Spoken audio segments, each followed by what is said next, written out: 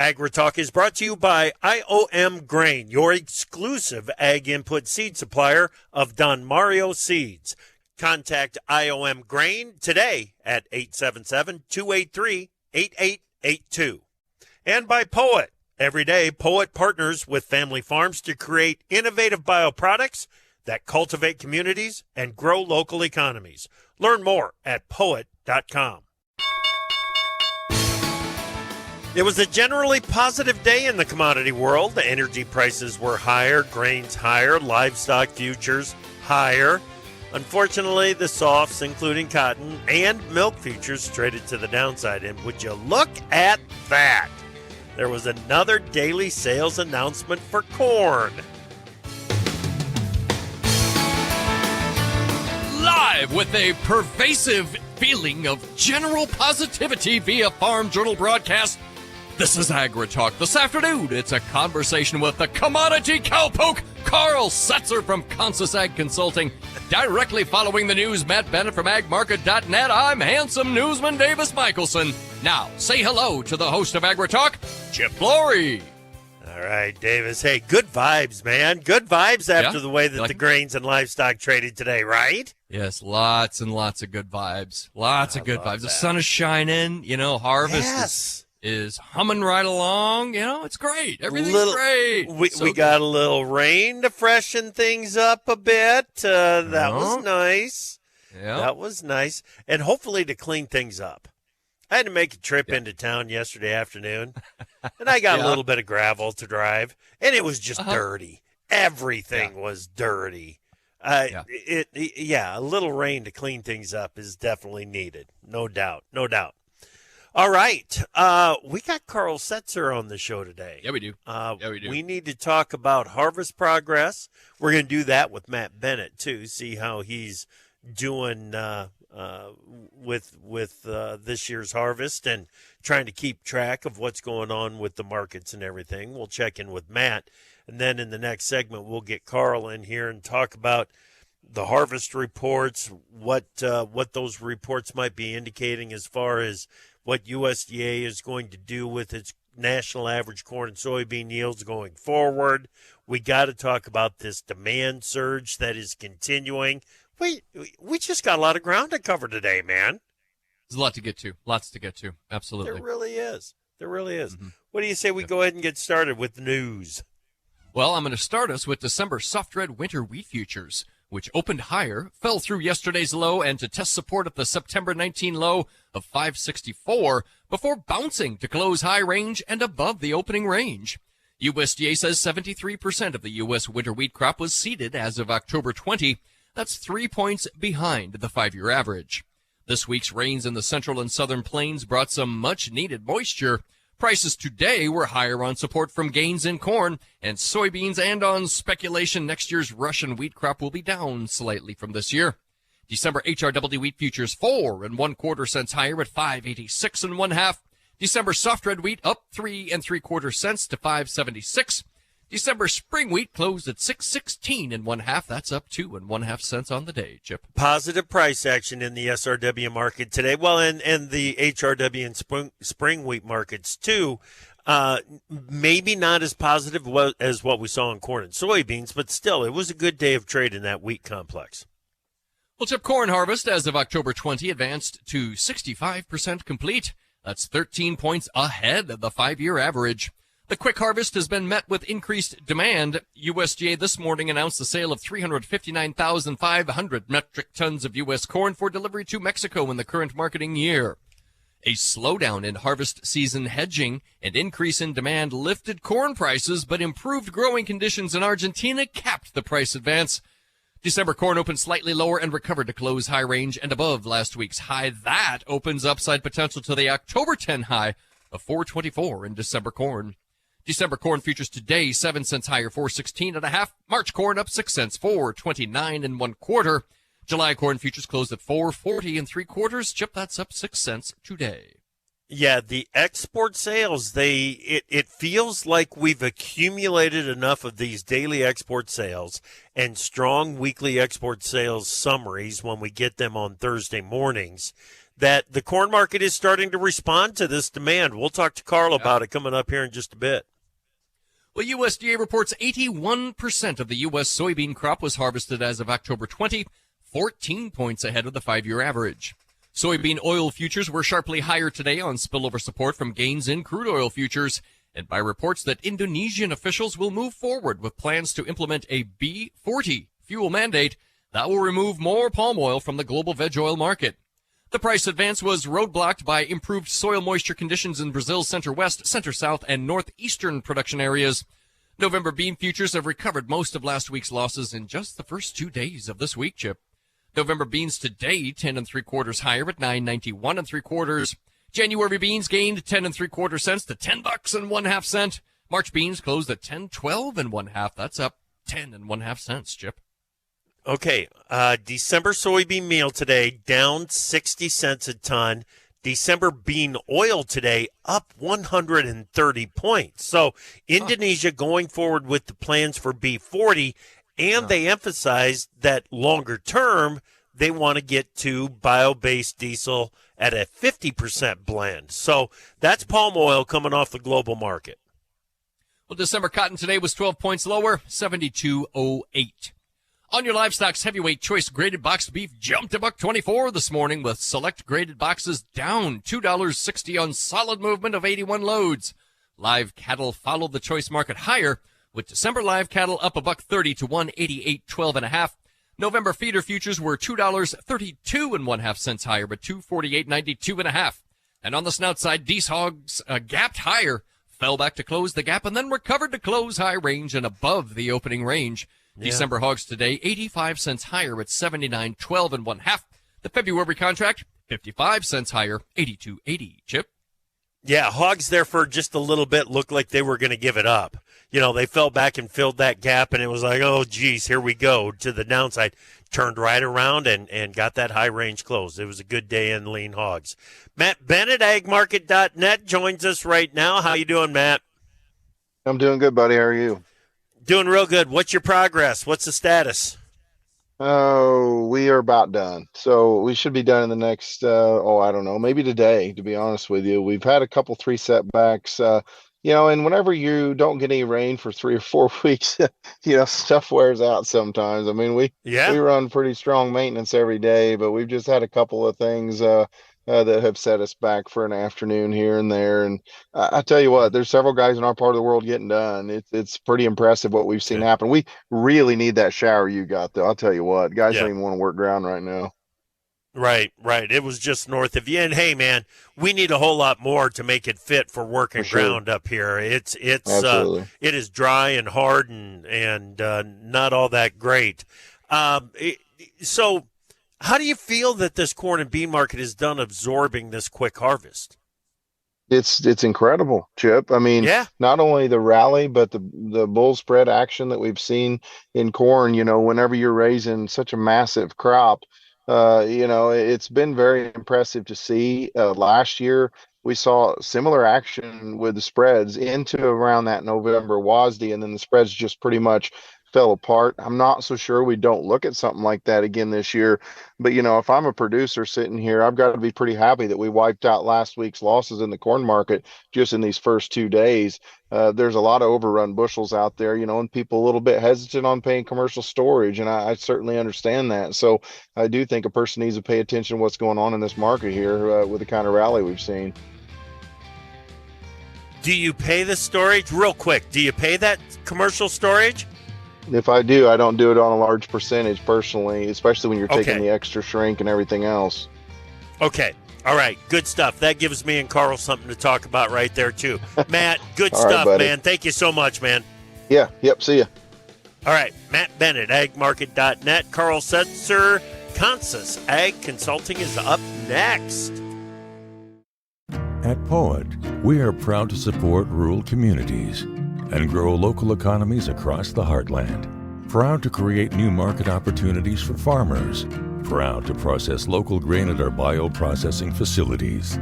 Every day, Poet is partnering with family farms to create innovative bioproducts that are changing the world, ensuring that rural farm families can continue to do what they love for generations to come.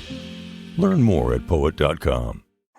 This podcast is sponsored by IOM Grain, your source of high-quality, high-yield, food-grade, GMO and non-GMO soybeans for over 20 years. We are an ag input seed supplier of Don Mario seeds, offering farmers exclusive varieties and trade options not found in any other brand or bag. With 40 years of soybean experience, Don Mario supplies 44% of the world's soybean genetics. Contact IOM Grain today at 877-283-8882.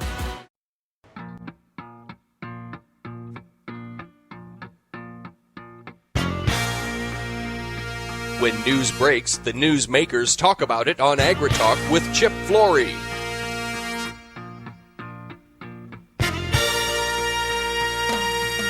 Welcome back. I'm Chip. Glad you're with us on this Tuesday afternoon. And like Matt said, here we are. It's Tuesday afternoon, and we've erased last week's losses, corn, most of the losses in beans.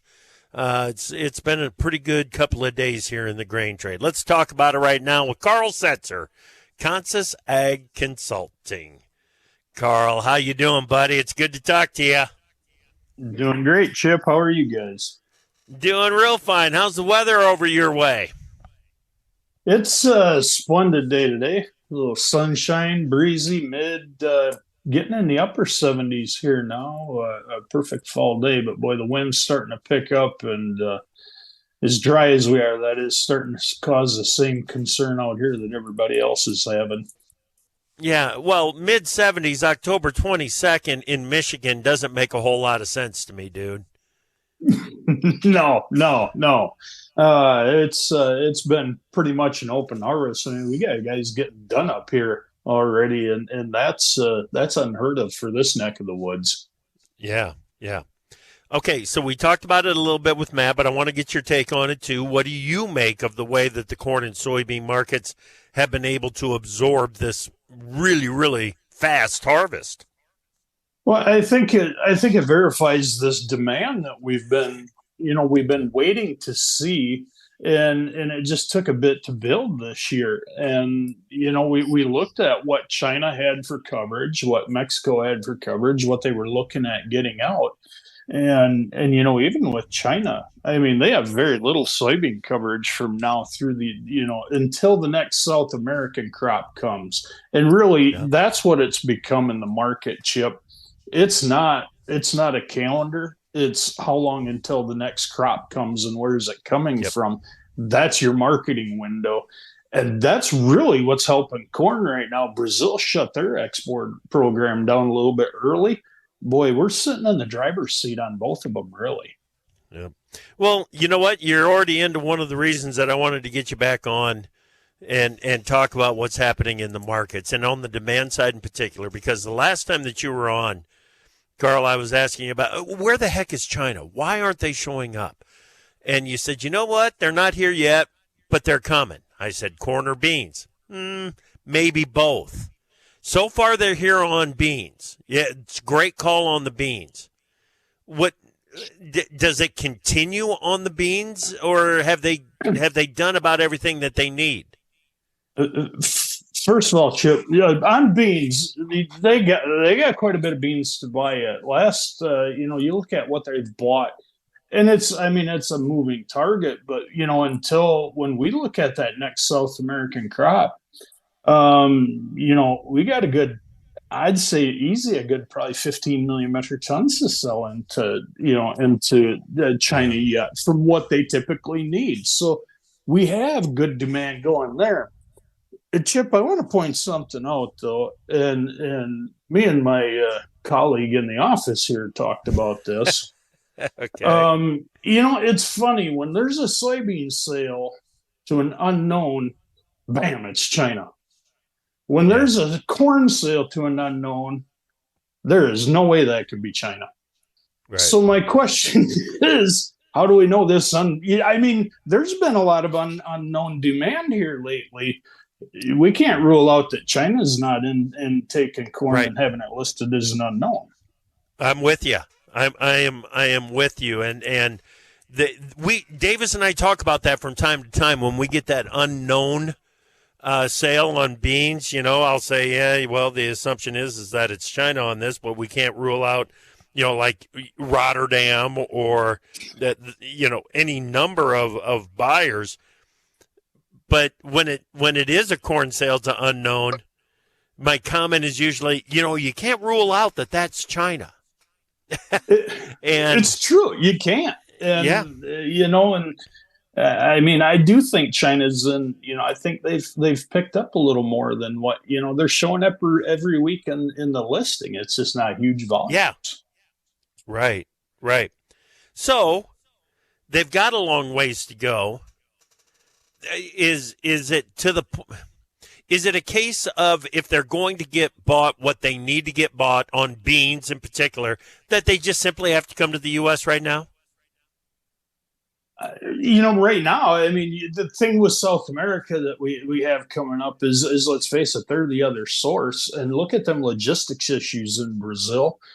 They can't get the soybeans to the ports. The Amazon's sitting at the draft restrictions, and it's just put their price up, ridiculously high.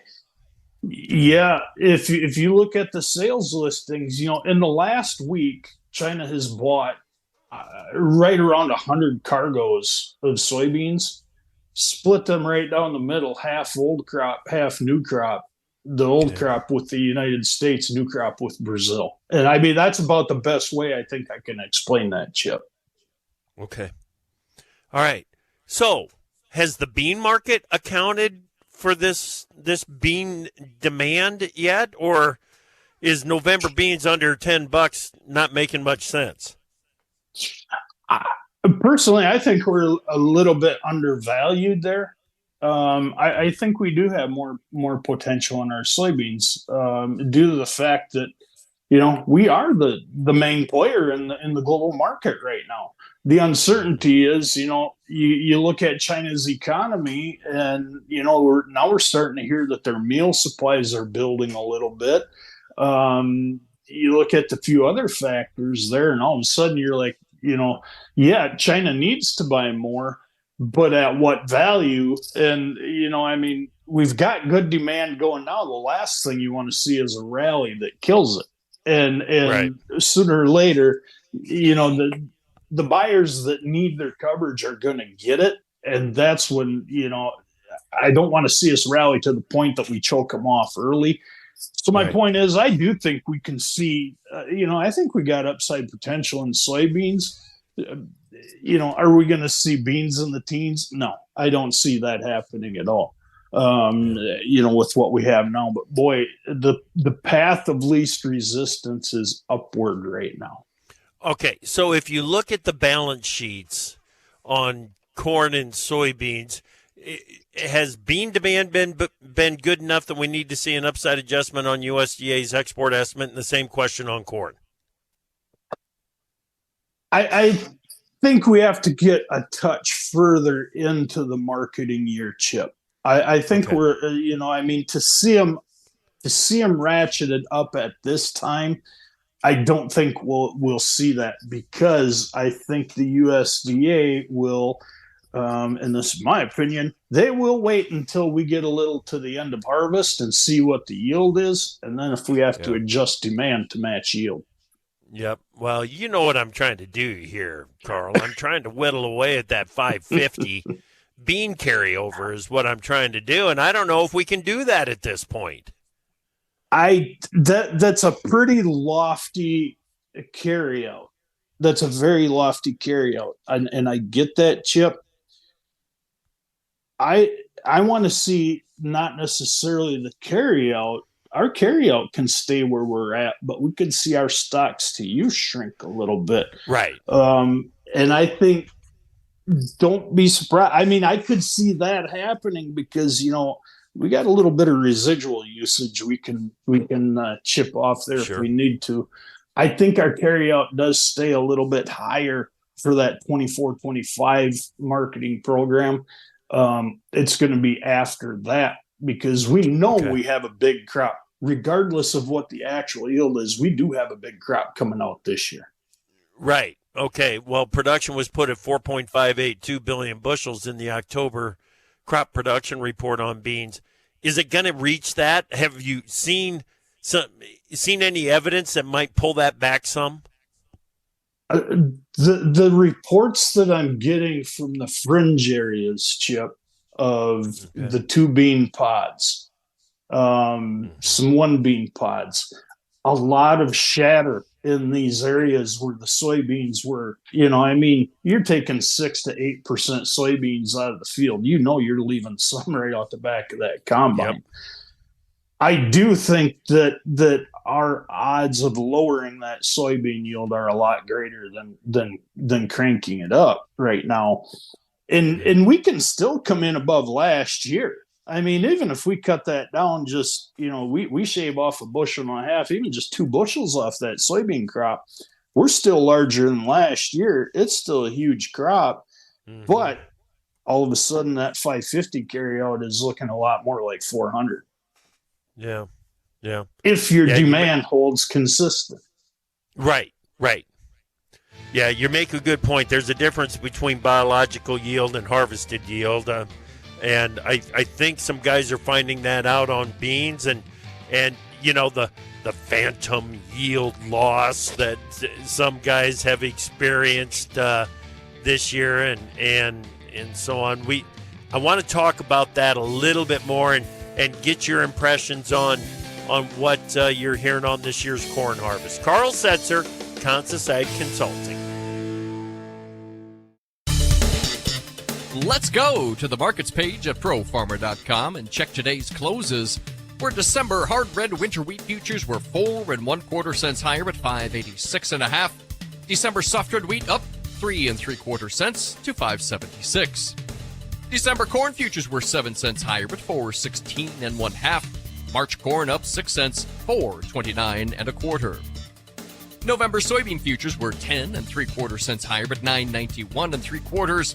January beans gained 10 3/4 cents to $10 and 1/2 cent. December cotton today 12 points lower, 72.08. On your livestocks, let's see. December live cattle up $1.30 to 188.12 1/2. November feeder futures $2.32 1/2 higher, but 248.92 1/2. And December lean hogs 85 cents higher, 79.12 1/2. Get more market news every market day. Visit tryprofarmer.com.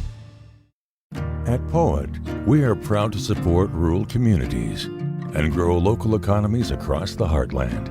Proud to create new market opportunities for farmers. Proud to process local grain at our bioprocessing facilities. Every day, Poet is partnering with family farms to create innovative bioproducts that are changing the world, ensuring that rural farm families can continue to do what they love for generations to come. Learn more at poet.com. This podcast is sponsored by IOM Grain, your ag input seed supplier of Don Mario seeds. Don Mario operates 4 research stations, more than 130 testing locations, and over 400,000 testing plots to deliver world-class genetics to soybean growers. Their superior quality, high-yield soybean varieties are engineered and tested for soil types like yours, exclusive to Indiana, Ohio, and Michigan. IOM is proud to be the select provider of Don Mario seeds. Contact IOM Grain today at 877-283-8882. Opinions expressed on AgriTalk do not necessarily reflect the views of Farm Journal Broadcasting, affiliate stations, or sponsors. I don't know what you're thinking! So call us at 855-4-TALK-AG and tell us what's on your mind. Welcome back. I'm Chip. Glad you're with us on this Tuesday afternoon and for the conversation with Karl Setzer, Consus Ag Consulting. Karl, talk to me a little bit more about what you're hearing on corn yields. And the, early on, it felt like it was every bit as good as what USDA was predicting. I don't know if I ended the season with that attitude or not. What's your thoughts? Right with that, Chip. We started out, in Michigan out here looking, it was going to be probably what we would have considered to be, another record crop, another huge crop out here. And, taking out the wet year of 19, it's probably going to be one of the smaller ones of the last 4 to 5 years. We've lost some yield. We lost a fair amount of yield. And I mean, it's a good year. It's a good crop. It's going to be. This is what I'm hearing from every producer I've talked to, Chip, from the Ohio Valley to out to Kansas to Nebraska and from north to south. Is it's a good crop, but it isn't a great crop. Right. That is what we're being told. Ask, is it as good as last year? Yeah. Well, last year is 6.5 bushels less than this year on yield. So I mean, there's a big difference between what the USDA is printed and what we're hearing from the farmers. One of the big things is, this low moisture on corn. Yep. Guys, 12 to 14% out of the field. It's very, you lose moisture like that. You lose bushels, and like you ended there, Chip. These phantom bushels, I'm not hearing anything about those this year. I think they've checked out. But the other thing is, there is a lot of fines in this year's crop because it was so dry. This might be a bit of a difficult crop to store this year, Chip. Okay. Well, we need to keep an eye on that. It's going to go in the bin dry, but the fines don't help. That's and either do broken kernels and splits and all that kind of stuff. None of it helps when you're trying to store corn and soybeans. So on this corn yield, is this something that you think will show up in a crop production report? Or are we going to have to wait until we get at least one, maybe two quarterly grain stocks reports before we really start to zero in on what that supply is? I would like to think it would. I would like to think it would show up in the supply and demand report and a production report before we get to our next quarterly stocks report. But I do feel as fast as harvest is taking place, we should, if we don't see it in the WASDE before it, we should start to see it. I would think in that, probably maybe as soon as that January stocks report, Chip. Okay. Yeah. It's just something that's going to be a little tough to get a handle on, I think. And once all the scale tickets are in, and once they've run the final whole farm, every acre in calculation on exactly what the yield is, that's when we might get a better handle. So it might take until the January annual production summary. I don't know, but I feel like there's got to be an adjustment. I do, and I think this. I talked to one of my, an old colleague from out in my old stomping grounds up in Northwest Iowa up there, and what they've went through this year. Yeah. This was the exact quote. That northwest corner of Iowa is going to harvest 3 crops this year: a record crop, an average crop, and a crop that never should have been replanted. Yeah. That tells me, when I hear that and then you hear that, but then, I do a little bit of snooping around, and all of a sudden you hear some of the elevators out there saying, yeah, we didn't fill up on soybeans this year. And I get it. That's not everywhere. But when I start hearing that corner of Iowa, and then it starts to go out a touch from there. And Chip, I'm not saying we're going to come in, we're going to shave 10 bushels off corn and soybean yields. I don't believe that. Right. But no. I have a hard time thinking that we see these yields through, when it's all said and done. I do think we come in below where we're at. Okay. Are you seeing anything in the basis market that has got you scratching your head? This goes again, and I go back to when I merchandised out west. Mm-hmm. And Chip, you knew where I was at. I spent a lot of years handling a lot of bushels up there. Yep. I never paid overs during gut slot harvest on corn. Yeah. I'm seeing that this year. Right. And I don't think that's because the yield isn't there, Chip. These farmers moved a lot of old crop bushels right before harvest. They have no incentive to sell right now.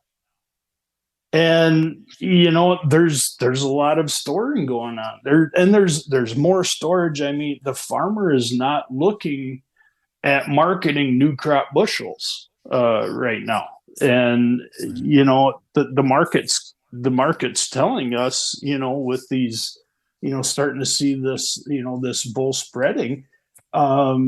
The market's all of a sudden telling us, today you look at corn, we brought that carry back in just a penny.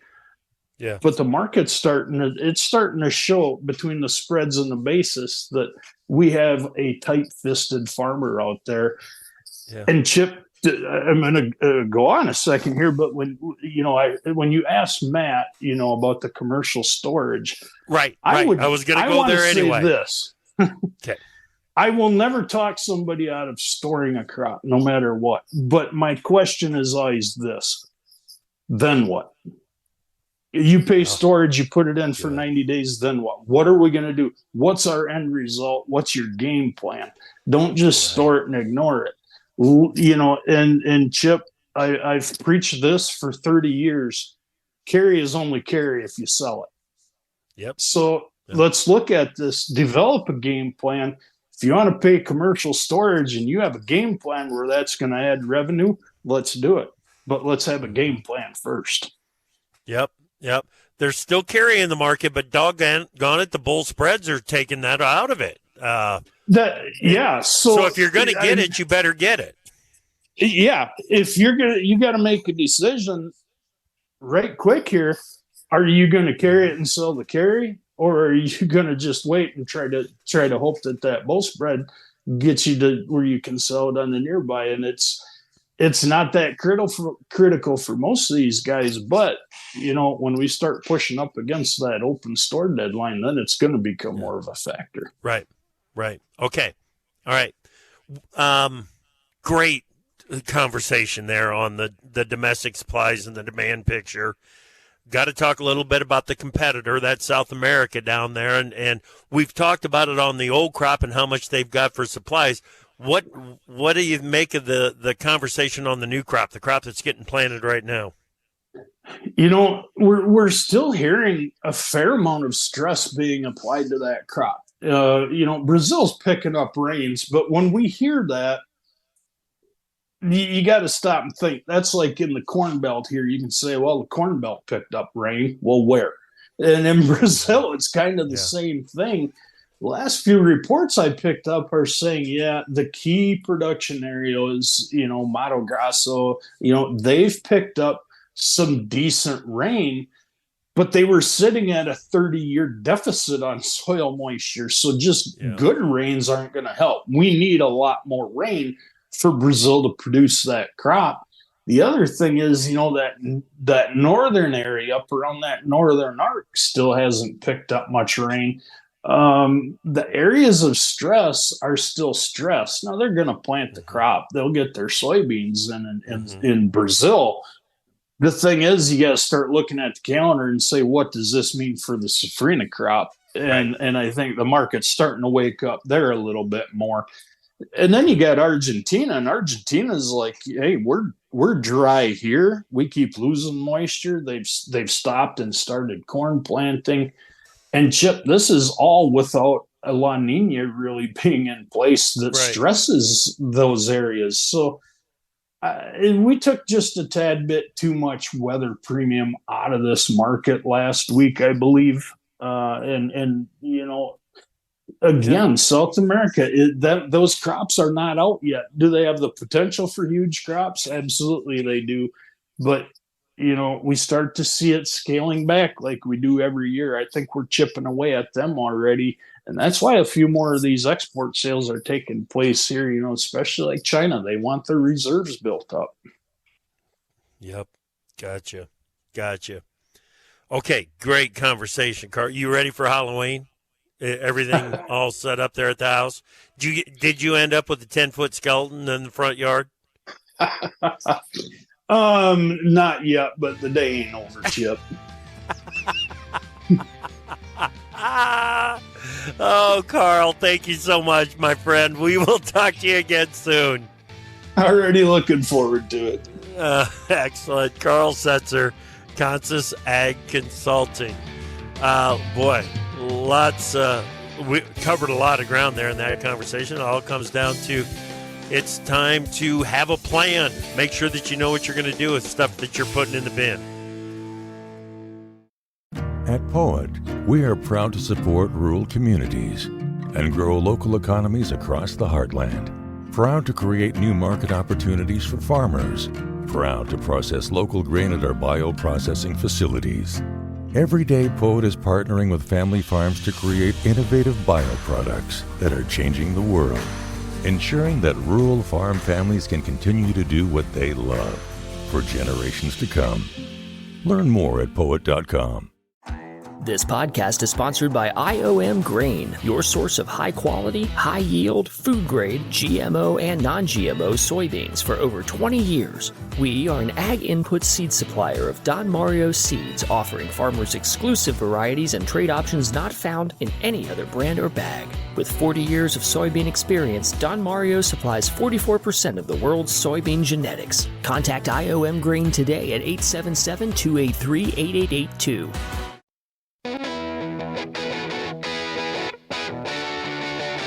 Our name says it all. AgriTalk. What more do you need to know? And welcome back to AgriTalk, everybody. Your pal Davis Michelson here along with your beloved host, Chip Flory. Good conversations there, Matt Bennett and Karl Setzer. Always good to talk with Karl. Absolutely. Yeah, absolutely. Well, and it was an interesting conversation, just to sort of, as a fly on the wall here. This time of year, to have the supply side questions, I guess you might say, kind of back into the equation, into the discussion. Maybe is that better? Right. Let's not talk equation. That sounds like math. But here we are talking supply side. And I'm hearing words like monster crop. Well, it ain't as big as we thought, but we thought it was going to be pretty big. And not quite as big as pretty big is still awfully big, Chip. Yeah, that's exactly right. It's not like all of the sudden we are running short on corn or we are running short on soybeans. That's not the discussion. The discussion is, will the supply side help to whittle away at that 550 million bushel bean carryover projection? That's just a weight on the market, a wet blanket over the market, however you want to describe it. It is not price positive. Then on corn, the question is, okay, now that we've got the carryover back to 2 billion bushels on 24-25, what if we would lose 100 million bushels from the crop estimate? What kind of, what might that do to the price outlook? And it's the reason that I think that it's an important conversation to have is, number one, the timing. You made a great point. It seems like it's late in the game to be bringing yield uncertainty back into the conversation, but here we are. So now that it's here, how much of a factor could it be? And number two, what kind of an impact does it have on carryover projections going forward? Karl made a great point when we were talking about, has the corn market really responded to the export demand? Has the corn market really responded to it's a record yield, but it's not as record as we thought it once was? Has the corn market responded to those things? And his comment was, well, it might be a little underpriced, but I don't want this market to take off yet and shut off the demand. It's a great point. If we're in a situation where the supply is going to be big enough on both corn and soybeans that if we can figure out how to front load some demand in here, I'm all for it. I'm all for it. And if that means kind of a slow or delayed price reaction to the ideas that maybe the crop isn't as big as we thought it was. Maybe the demand is better than we thought it was. If we end up with a bit of a delayed reaction to those thoughts, I don't think it would bother me one bit at all. And plus, let's not forget, it's October. Okay? There's a lot of guys out there that are looking at an indemnity payment on crop insurance and thinking, now wait a minute, let's not rally this market too much quite yet. We're figuring out what the fall price is going to be, and every day up is taking a penny or two off that indemnity payment. So we've got that to think about too. That is not me, by the way. That is not me saying, doggone it, I wish prices would go lower. I am not rooting or cheering or hoping or anything for lower prices. That's not what I'm doing. So put the phone down. Don't get away from the keyboard. No reason to hit me with the how dare you try to talk prices down. That's not what I'm doing. It's not what I'm doing. No, yeah. Well, and, last I know, you have really very little control over what prices do from day to day. Thank you. Week to week. Just saying. Thank you. You're an important guy and everything, but, yeah. Keep it in perspective. Yeah. Please. But let's talk about this, because I'm hearing, okay, Carrie, bigger than we would like it to be, manageable, but let's, rather than focusing on that, let's focus on stocks to use. Stocks to use will tell us what we need to know. Did I hear that right? Absolutely. Absolutely. And, that is absolutely correct. In other words, what stocks to use is pretty simple to figure out. It's just it's total stocks. No, excuse me. Total use divided by total stocks gives you a stocks to use ratio, and it's a measure of how good demand is against the total supplies. And that's really what tells the story. When we run regression models and try to say, okay, we don't look at just the carryover and say that kind of a carryover should equal X on prices. No, you take the stocks to use ratio, run the regression models off of that, and that's where we can come up with a stocks to use ratio of 12% in corn in this kind of an environment should give us a price of $4.60. Whatever it is. Right. Okay? Right. So, it's what it's all about. Just one other little piece of nugget here. We were talking about storage. Because usually when the word storage comes up, you and me, we bristle. Yeah. Karl was saying, okay, if you're in that position, but here's what you got to do to manage it. You got to have a plan for, after 60 days, 90 days, X amount of days, then what? Don't just leave it there. Don't just roll it over there. Or maybe